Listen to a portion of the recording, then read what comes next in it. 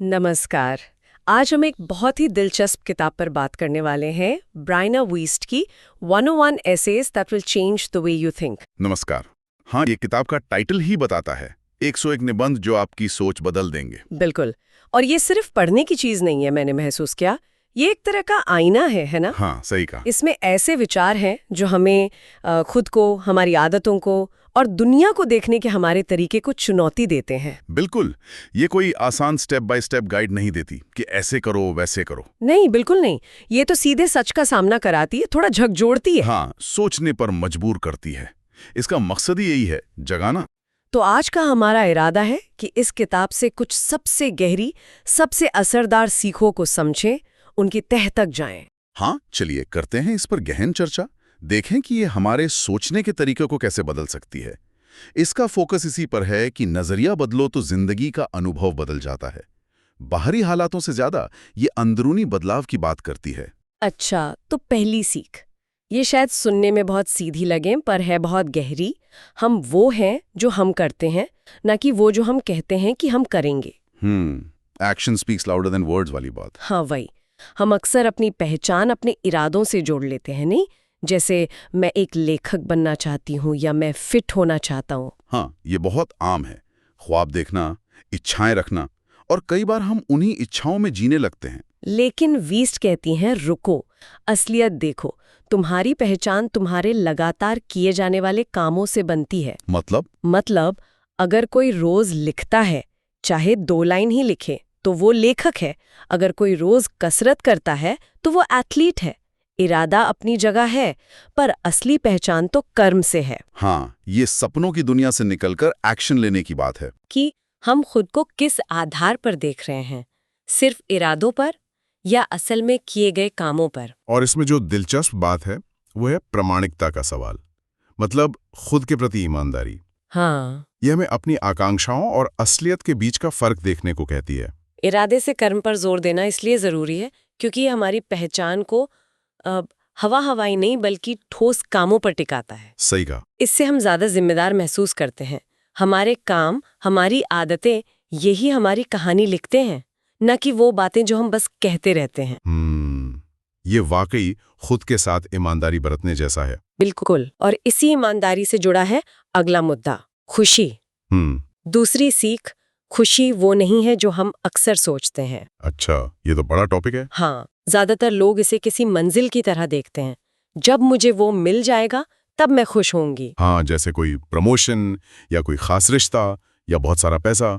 समाज भी तो यही दिखाता है अक्सर। बिल्कुल, जैसे खुशी कोई पैकेज डील हो। पर ये किताब कहती है नहीं, खुशी कोई परफेक्ट जिंदगी जीने का नाम नहीं है। तो फिर क्या है? ये एक ऐसी जिंदगी बनाने के बारे में है जो मुश्किल वक्त में भी सार्थक लगे, मायने रखती हुई लगे। ओके। वीस के हिसाब से खुशी का फॉर्मूला कुछ ऐसा है। खुशी इज इक्वल टू वर्तमान में जीना प्लस लगातार कुछ बेहतर करने की कोशिश करना प्लस अपने मूल्यों के हिसाब से जीना। तो ये लगातार मिलने वाली मीठी गोली नहीं है? नहीं, ये एक सफर है। इसमें उतार चढ़ाव है, पर सार्थकता है। मतलब हर पल मुस्कुराते रहना जरूरी नहीं। हाँ, ये जरूरी है समझना। समाज ने जो खुशी की परिभाषा बनाई है कि हमेशा अच्छा महसूस करो, वो थोड़ी अवास्तविक है। हाँ, वीस्ट का नजरिया ज्यादा टिकाऊ लगता है। खुशी एक सार्थक, अपने मूल्यों पर आधारित जीवन जीने का नतीजा है, बाय प्रोडक्ट है। सही। और इसमें लगातार विकास का मतलब सिर्फ सफलता पाना नहीं है शायद। नहीं, बिल्कुल नहीं। इसका मतलब है सीखना, मुश्किलों से जूझना, अपनी समझ को गहरा करना, भले ही उसमें थोड़ी तकलीफ हो। ये बाहरी चीजों पर कम और हमारे अंदरूनी एहसास पर ज्यादा निर्भर करती है। और आपने तकलीफ की बात की, तो ये हमें तीसरी सीख पर ले आता है। दर्द का एक मकसद होता है। ये सुनना थोड़ा मुश्किल हो सकता है। हम तो दर्द से भागते हैं। हाँ, स्वाभाविक है। हम सब आराम चाहते हैं, असुविधा से बचते हैं। लेकिन वीस्ट कहती हैं कि दर्द अक्सर विकास का सिग्नल होता है। सिग्नल कैसे? सोचिए जरा, दिल टूटने का दर्द, वो हमें सिखाता है कि हमें प्यार में असल में क्या चाहिए था या हमने क्या अनदेखा किया। हाँ, बाद में समझ आता है। या नाकामी, वो हमें सिखाती है कैसे दोबारा खड़े होना है, मजबूत बनना है। लचीलापन, रेजिलियंस जिसे कहते हैं। हाँ, और चिंता या बेचैनी, वो हमें दिखा सकती है कि कौन सी चीजें हमारे लिए वाकई मायने रखती हैं, जिनकी हमें परवाह है। तो किताब कहती है दर्द से भागो मत। हाँ, बल्कि पूछो ये मुझे क्या सिखाने की कोशिश कर रहा है। ये तो पूरा नजरिया ही बदल देता है। दर्द को सजा नहीं बल्कि फीडबैक की तरह देखना। फीडबैक। हाँ, जैसे गाड़ी का डैशबोर्ड सिग्नल देता है कि पेट्रोल कम है या इंजन में दिक्कत है, वैसे ही दर्द हमें बताता है कि कहीं ध्यान देने की जरूरत है, कुछ बदलने की जरूरत है। अच्छा, हाँ, ये सोचने का तरीका तो काफी एम्पावरिंग है, लाचार महसूस करने के बजाय। हाँ, सक्रिय हो जाते हैं, पूछते हैं ठीक है यहाँ क्या करना है। इस तरह की सोच ही हमें मुश्किलों का सामना करने की ताकत देती है और हमें ज्यादा लचीला बना दिए। ये प्रॉब्लम को अवसर में बदलने जैसा है। ये बात तो सोचने वाली है। और यहीं से चौथी सीख निकलती है। ये थोड़ी और पेचीदा लग सकती है। आत्म तोड़ फोड़ यानी खुद का नुकसान करना, वो असल में एक छिपा हुआ आराम है। छिपा हुआ आराम? ये कैसे हो सकता है? खुद का नुकसान करना आराम कैसे देगा? अजीब लगता है ना, पर सोचिए, हम टालम टोल क्यों करते हैं, जरूरत से ज्यादा क्यों सोचते रहते हैं, जानते हुए भी गलत आदतों या रिश्तों में क्यों फंसे रहते हैं। हाँ, ये सवाल तो बहुत कॉमन है। लगता है जैसे कोई अदृश्य शक्ति हमें रोक रही है। वीस्ट का कहना है कि ऐसा इसलिए होता है क्योंकि कहीं ना कहीं हमारे मन के किसी कोने में पुरानी जानी पहचानी स्थिति में अटके रहना बदलने के अनजाने डर से ज्यादा सुरक्षित लगता है। मतलब परिचित दुख अपरिचित सुख से कम डरावना। हाँ, कुछ वैसा ही। आत्म तोड़फोड़ भले ही दुखदाई हो, एक तरह का आराम बन जाता है क्योंकि वो परिचित है, वो सेफ लगता है। नई पहचान बनाना, अज्ञात भविष्य का सामना करना ज्यादा डरावना लगता है। इसका मनोविज्ञान काफी गहरा है। ये असल में ज्ञात शैतान बनाम अज्ञात फरिश्ते वाली बात है। हमारा दिमाग अक्सर परिचित रास्ते चुनता है, चाहे वो रास्ता गड्ढों से भरा हो। तो इससे बाहर कैसे निकलें? वीस्ट कहती हैं छोटे लगातार कदम उठाकर। छोटे कदम? हाँ, ये छोटे कदम धीरे धीरे हमारे दिमाग को यकीन दिलाते हैं कि बदलाव उतना डरावना नहीं है, हम इसे संभाल सकते हैं। हर छोटा कदम हमारी आत्म प्रभावकारिता यानी सेल्फ एफिकेसी को बढ़ाता है। यानी ये विश्वास कि हम असर डाल सकते हैं। बिल्कुल। जैसे जैसे ये विश्वास बढ़ता है, बड़े बदलावों का डर कम होता जाता है, वो साइकिल टूटता है। और ये छोटे कदम वाली बात ये सीधे 5वीं सीख से जोड़ती है। जीवन सूक्ष्म निर्णयों से बनता है। हाँ, हम अक्सर बड़े फैसलों पर फोकस करते हैं, करियर, शादी, घर खरीदना। हाँ, बड़े बड़े माइलस्टोन।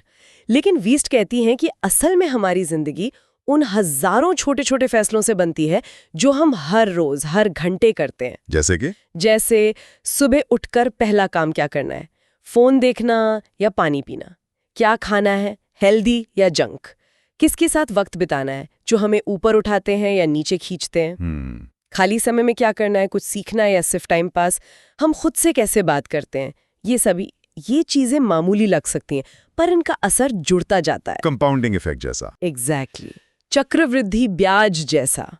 रोज एक एक ईंट रखकर दीवार बनती है, वैसे ही ये छोटे छोटे निर्णय मिलकर हमारी पहचान और आखिरकार हमारी किस्मत बनाते हैं। इसके मायने बहुत गहरे हैं। मतलब असली ताकत रोजमर्रा की साधारण चीजों में छिपी है। हाँ, जब हमें ये एहसास होता है कि हमारे छोटे छोटे चुनाव कितने मायने रखते हैं, तो हमें लगता है कि हम अपनी जिंदगी के ड्राइवर सीट पर हैं। सही कहा, पैसेंजर सीट पर नहीं। हाँ, ये हमें निष्क्रियता से निकालकर सक्रियता की ओर ले जाता है और ये अच्छी आदतें बनाने के महत्व को भी दिखाता है।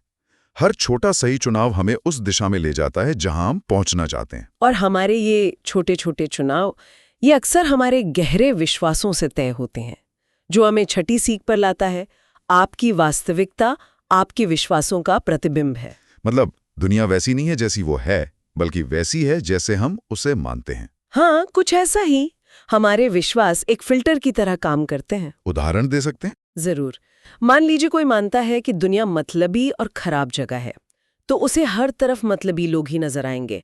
वो अच्छी घटनाओं को शक से देखेगा, क्योंकि उसका विश्वास ही वही देखने देता है। हाँ, और दूसरी तरफ अगर कोई मानता है कि अवसर हर जगह है, तो वो मुश्किल हालात में भी मौके ढूंढ लेगा, क्योंकि उसका विश्वास उसे वो देखने में मदद करेगा। इसे पुष्टिकरण पूर्वाग्रह या कंफर्मेशन बायस कहते हैं शायद। हाँ, हमारा दिमाग उन सबूतों को ज्यादा तवज्जो देता है जो हमारे पहले से बने हुए विश्वासों को सही ठहराते हैं। जैसे अगर मैं मानती हूं कि मैं सुबह जल्दी नहीं उठ सकती, तो मुझे देर तक सोने के 1000 बहाने मिलेंगे और जल्दी उठने के फायदे नजर ही नहीं आएंगे। कमाल है। इसलिए अगर हम अपने जीवन का अनुभव बदलना चाहते हैं, तो हमें अपने विश्वासों पर सवाल उठाना होगा और जरूरत पड़ने पर उन्हें बदलना होगा। ये एक बहुत शक्तिशाली विचार है, क्योंकि ये नियंत्रण हमारे हाथों में देता है। हम बाहरी परिस्थितियों के गुलाम नहीं है। हमारी अंदरूनी दुनिया, हमारे विश्वास, हमारी बाहरी दुनिया के अनुभव को आकार देती है। ये समझना कि हम अपने विश्वासों के चश्मे से दुनिया को देख रहे हैं, हमें ये ताकत देता है कि हम उस चश्मे को बदल सकें। हाँ, और अगर हम मानते हैं कि हम बदल सकते हैं, तो हमारा दिमाग उन रास्तों को खोजना शुरू कर देता है। बिल्कुल। तो सवाल ये उठता है, हमारे कौन से विश्वास हमें आगे बढ़ा रहे हैं और कौन से रोक रहे हैं? और उन विश्वासों को बदलने और असल में कुछ करने के लिए 7वीं सीख बहुत जरूरी है। आपको शुरू करने के लिए किसी की इजाजत की जरूरत नहीं है। परमिशन। हम अक्सर इसी का इंतजार करते हैं। हाँ, हम में से कितने ही लोग इंतजार करते रहते हैं, किसी के कहने का, किसी की मंजूरी का, या उस सही वक्त का जब सब कुछ परफेक्ट होगा। हाँ, ये इंतजार का सिंड्रोम बहुत आम है। लगता है जैसे हमें किसी बाहरी शक्ति से हरी झंडी चाहिए, खासकर जब कुछ नया करना हो या कंफर्ट जोन से बाहर निकलना हो। बिल्कुल। पर सच तो ये है, जैसा वीस्ट कहती हैं, कि कोई बाहरी इजाजत देने वाला नहीं आने वाला, कोई जादुई पल नहीं तो आएगा। फिर सबसे कामयाब और अपनी मर्जी से जीने वाले लोग वो होते हैं जो खुद को इजाजत देते हैं। खुद को। हाँ, कुछ बनाने की, प्यार करने की, जोखिम उठाने की, अपनी शर्तों पर जीने की। वो बाहरी सहमति का इंतजार नहीं करते, वो अपने अंदर से शुरुआत करते हैं। ये सीधे सीधे पर्सनल एजेंसी और सेल्फ एम्पावरमेंट से जुड़ा है। हाँ, सोचने वाली बात है कि आखिर हमें ये बाहरी इजाजत चाहिए ही क्यों? शायद आलोचना का डर, नाकामी का डर, या शायद ये सोच के हम अभी तैयार नहीं हैं। हाँ, खुद को इजाजत देने का विचार बहुत आजाद करने वाला है। ये याद दिलाता है कि हमारी जिंदगी की कमान हमारे हाथ में है। जब हम ये समझ लेते हैं, तो हम अपनी इच्छाओं की ओर कदम बढ़ा सकते हैं, भले ही बाहर से कोई शाबाशी ना दे रहा हो। और आखिर में 8वीं सीख, ये एक सीधी शक्तिशाली याद दहानी है। क्या है वो? आगे बढ़ने का सिर्फ एक ही तरीका है, मुश्किलों के बीच से गुजरना। To get through it, you have to go through it. मतलब शॉर्टकट नहीं है। नहीं, हम जीवन की चुनौतियों और मुश्किलों से सिर्फ उनके बारे में सोचकर या उनसे बचकर पार नहीं पा सकते। ये हमारी उस प्रवृत्ति को चुनौती देता है जहां हम दर्द या मुश्किल हालात से बचने की कोशिश करते हैं, कतराते हैं, टालते हैं। हाँ, उम्मीद करते हैं कि समस्या अपने आप चली जाएगी, जो कि होता नहीं है अक्सर। बिल्कुल। वीस्ट कहती हैं कि आपको उस दर्द को महसूस करना होगा, उस डर का सामना करना होगा, उस अनिश्चितता को गले लगाना होगा। विकास, प्यार, सफलता, ये सब अक्सर डर और असुविधा के उस पार ही मिलते हैं। उनसे बचने की कोशिश हमें वहीं फंसाए रखती है। हाँ, आगे बढ़ने के लिए हमें उन मुश्किलों के बीच से होके ही गुजरना पड़ता है, रास्ता बनाना पड़ता है। इसका गहरा मतलब यह है कि जीवन की प्रक्रिया को पूरी तरह अपनाना होगा, जिसमें उसकी मुश्किलें भी शामिल हैं। हाँ, अच्छा और बुरा सब।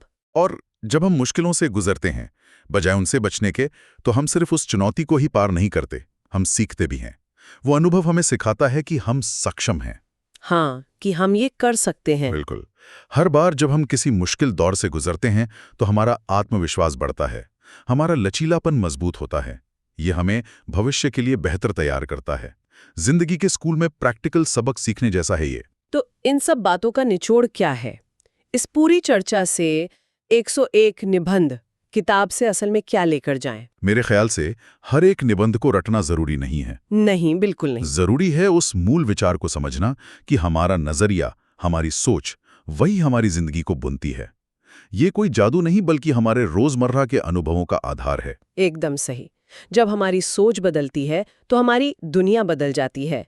ये निबंध सिर्फ जानकारी नहीं देते, बल्कि हमें अपने अंदर झांकने पर मजबूर करते हैं, अपने विश्वासों, आदतों, प्रतिक्रियाओं पर सवाल उठाने के लिए। हाँ, एक तरह से दिमाग की कसरत है। बिल्कुल। और इसी सोच को आगे बढ़ाते हुए शायद श्रोताओं के लिए एक सवाल छोड़ा जा सकता है। हाँ, जरूर। ये किताब के विचारों पर ही आधारित है, पर सोचने के लिए एक नया आयाम देता है। जरा सोचिए, आज आपका वो कौन सा एक गहरा विश्वास है जो आपकी मौजूदा हकीकत को सबसे ज्यादा प्रभावित कर रहा है?